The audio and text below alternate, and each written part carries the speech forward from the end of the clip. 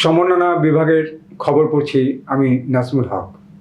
21শে পদক 2026-এ মনোনীত হলেন বাংলা লোকজ ও পালা গানের উজ্জ্বল নক্ষত্র ইসলামউদ্দিন পালাকার।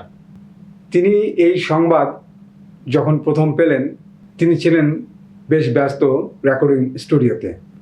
প্রথমে তিনি বিশ্বাসই করতে পারছিলেন না।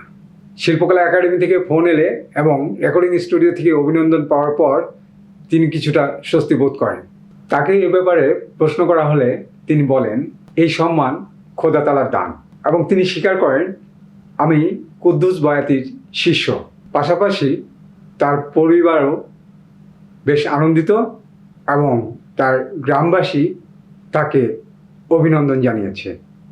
সঙ্গীতাঙ্গনের পক্ষ থেকে তাকে জানাই শুভেচ্ছা ও অভিনন্দন।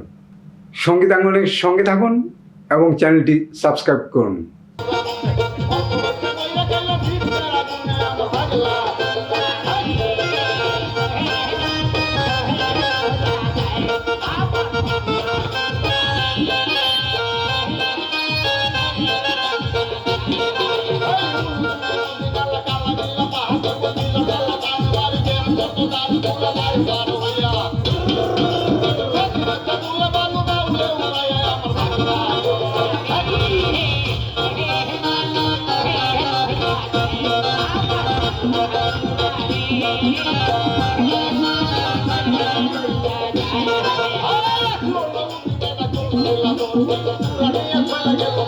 Oh,